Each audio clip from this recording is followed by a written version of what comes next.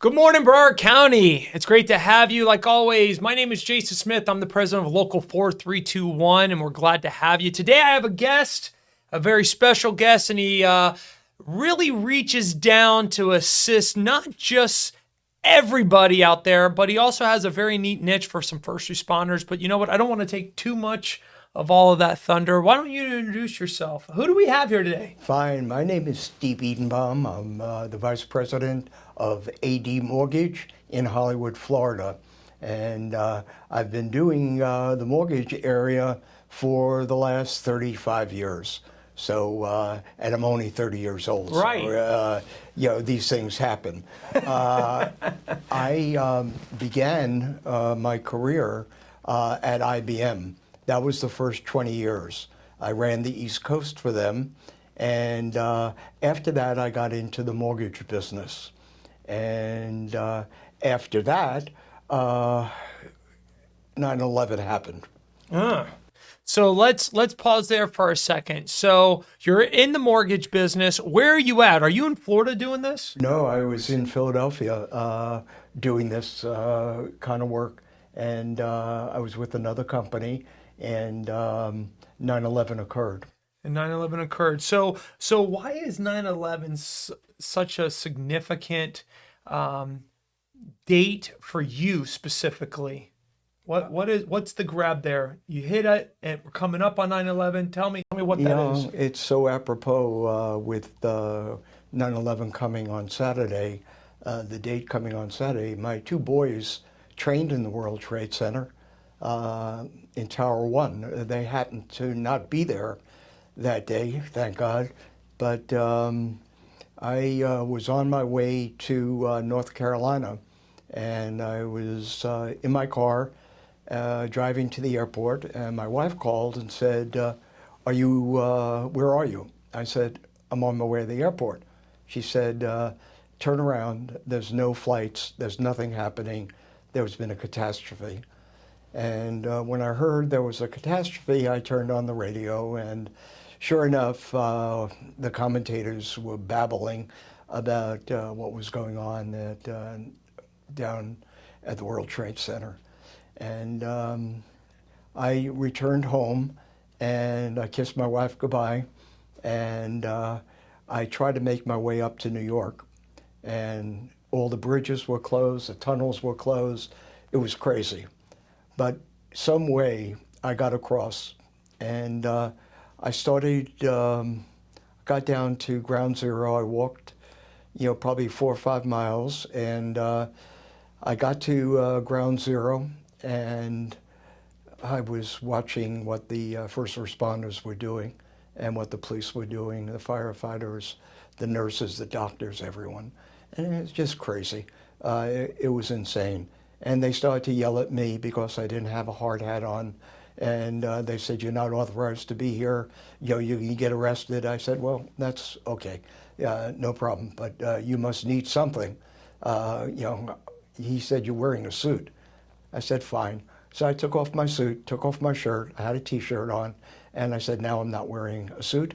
I'm not wearing a tie. I'm not wearing a shirt. I just have a T-shirt on. And they said, we need water. And for 3 days, I brought them water. That was my job.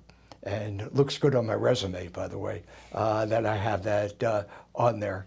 And, the thing I couldn't get over is how they were hugging each other. And, during all this craziness, there was no black, white, there was nothing. I mean, it was all one. It was all one family trying to help. And that's when, I woke up and I said, well, I have to do something to give back to what these guys and gals do for a living. And I started this mortgage benefit program for police, firefighters, first responders, nurses, and that's all I do. That's the bulk of my work, 95% of my work. I'm the vice president of AD Mortgage, and they've been good enough to let me go to different states to implement this program. So this is how you got involved in the industry. When we met and you told me the story, I don't think I took a breath the whole time, just sort of hearing how it how that moment transponded sort of a whole new direction based on what you were watching happening. But not only do you help the initial first responder, but you also reach in and go further into that family line a little bit with the same assistance that you provide for the first responders.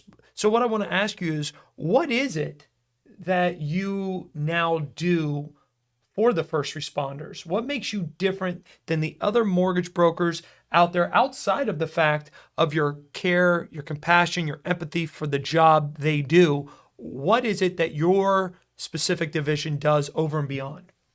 It's a great question, and to delineate us from other companies out there, when I was leaving IBM after 20 years, Tom Watson, who is the president and chairman of IBM, did my exit interview. And he said to me, he said, Steve, if there's one thing I could do as a president of this company that my father didn't do, that I didn't do, what would that be? And I said, Mr. Watson. He said, the name's Tom. I said, Mr. Watson, let me tell you, if I were you, I would try to steal the logo and the saying from Allstate, the good hands people, because that's what we did at IBM. We took people who didn't know a lot about computers, and we held them, and we got them through the implementation. He said, I never thought of that. I said, well, that's what I think we do. And I think that's what I came away with from IBM, is the ability to hold people and make sure they understand what they're doing, what they're buying, how they're buying it, and if they're buying it at the right price. And that's what I've tried to implement throughout my career. And I think it's worked. We assume at AD that a person has a fear of not knowing what they don't know about mortgages. And we want to walk them through this. We not only talk to the one spouse, we make sure both spouses are involved in the decision. So everyone is on the same page. So let's say this. You said you've been doing this particular for 35 years. Is that the fair number? I've been doing this program for 35 years. I implemented it full-time about 20 years ago when cell phones became available.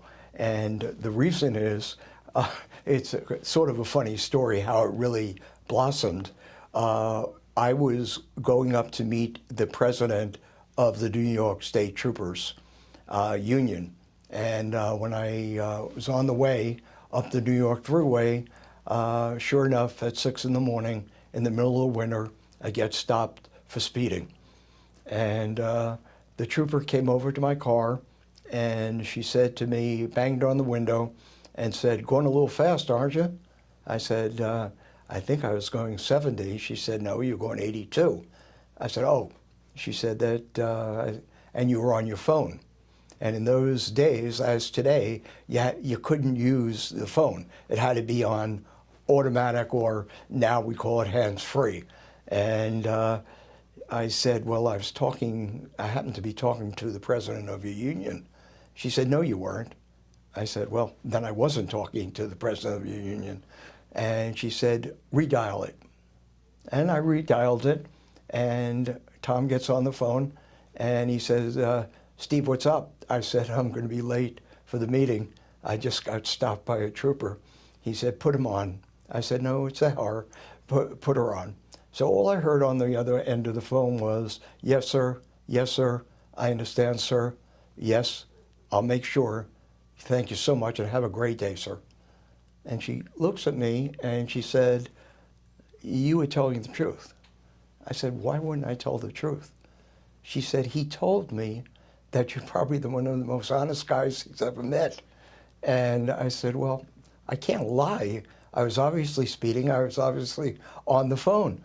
She said, it's interesting because we're trying to refinance our house. And my husband's a trooper. And she said, your fine is $730 so far. So I said to her, I said, well, I'd love to help you with the refinance, but your rate is going to be out of sight because I have to pay for the ticket. She said, I can't give you a ticket. It all started, it really took off then because she told other troopers, the troopers told the Department of Corrections, the Department of Corrections told the PBA, and that's how it all started. New Jersey, they told New Jersey, they told Florida, California, and that's how it all started. By being honest and being trustworthy, that's how this program all started. Wow, let me tell you what, I've been pulled over before and I wasn't given gracious pass-through like that. Maybe I need to go get my mortgage license. Well, what I would like to do though is highlight some of our partners. So pay attention to this.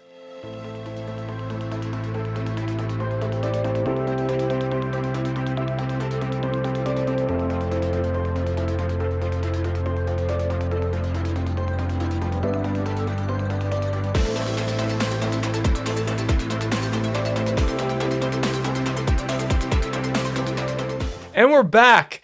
You know, some very neat things that happens with your organization is you also give back to charities. And a very neat thing about that is for every mortgage that solidifies itself, you partner and give back to nonprofit charities, which I think your gift just keeps on giving. Is that a true statement? Yes, it's a donation and it does keep on giving.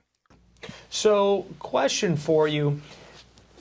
You know, most first responders have a very clear niche. They go to school, they hone their skills in reference to emergency procedures. Not all of us are going to be fiscally as sound as someone like yourself in the industry. What do you think are some of the pitfalls specifically to getting a mortgage, and how can you help those firefighter, paramedics, police officers, nurses, the first responder community with that? What do you think? The biggest pitfall, obviously, that everyone knows about is the credit score. And we find that first responders, fellows and gals getting out of the academy, both police academy, fire academy, they go buy a truck, they buy a boat, and they wonder why they can't get a mortgage. And their credit score, they're not paying their bills on time, and their credit score is low. What we've done is we educate them on how to improve their credit score. Anyone with a credit score of 600 or so, which is a borderline credit score, we actually show them by running their credit how to fix their credit. And then we fix it for them at no cost. That means paying off certain bills, making sure their payments are on time, and then we actually fix the credit with the 3 credit bureaus. That really, really helps them. And we also allow a smaller down payment for their loan as well, to help them into their home. Wow. So 21, we're getting ready for year 22. There's been a lot of changes. Pandemic changed a lot of things. Changed the workforce. Now it's changed the market, the way it looks. I'm seeing a lot of marketplace properties that are extremely high for the area, and they say that there's a demand. What are you recognizing from right now going into 22? What are some of the changes that either you're recognizing with your years of experience, or what's your opinion on what you're seeing happening in that marketplace with mortgages right now? Great question. Things are changing. The price of homes are sky high, and that's going to continue probably for the next couple of years. The biggest pitfall we're seeing is a person buys a home, was trying to buy a home for $300,000. The house, I know after researching, is only going to appraise for $280,000. And they say, they go ahead and they bid 320. Well, what happens is they have to pay the difference. I can only lend up to a certain amount, which is the appraised value. If the appraised value comes in at 280 versus 320, they have to pay an additional $40,000 in cash. And what they wind up doing is either canceling the deal or negotiating with the seller. It's not a pretty sight. You have to go in with the right price, have the right realtor, have the right mortgage company watching your back. So for all the viewers out there, give them an idea. They want to connect with you. They say, listen, this makes sense to me, to my family. How do I reach out to you? How do I get a hold of you? How do we connect for a meeting or move forward on a mortgage? Because I'm ready. I found the property I want. I think I'm financially ready for this obligation. How do I get a hold of you? It's pretty easy. My phone number is 609-472-1217. And my email address is steven.edenbaum@admortgage.com. The neat thing about this is we're opened from 7 in the morning to 11 at night, 7 days a week. And we do that because of the firefighters, the police, the nurses, their crazy schedules. So we made it available for them at those hours. Now this program is not only available for the first responders, the firefighters, the police, the nurses, it's also available for their family members. Whoa, stop right there. What do you mean my family members? You mean my grandfather, who's a truck driver, can go ahead and be a part of this because of me? That's correct. That's correct. Any association with the firefighters or first responders, it's available for them. We made it available for them because they have to live with you, and they're all part of the whole family, this whole family that we're trying to service. Wow, that's amazing. So let me tell you, there are special times and special people, and I just want to thank you for, sometimes they say tragedy makes change, and that's how things sort of come together and people find each other. And I will say this, as horrific as 9/11 is and the 20-year coming up on what that did to so many, there are some very neat things that come from a sad tragedy, and this is one. I mean, think of how many families you've been able to assist that wouldn't have had those opportunities if maybe ground zero, providing water, seeing what you saw, didn't sort of clutch you at that moment. That was a defined moment of probably your life, and maybe it was a divine moment that you saw what you saw, because you have probably no clue really the impact you've had on a widespread, not just in the state of New Jersey, New York, but Florida as well. Yeah, and it's being 78 years old, it makes me feel great that we're doing this for you guys and gals. It's very, very important to me and always will be. Thank you for being with us today. It really means a lot. Broward County, you got a lot to think about. Stephen here in the group at AD Mortgage, I couldn't be more proud to partner with. We're glad they're on our site as well. bcfire.com on the front page gives you some content and some other information so you can go ahead and reach out to this group. Thank you so much. Thank you. Have a great day.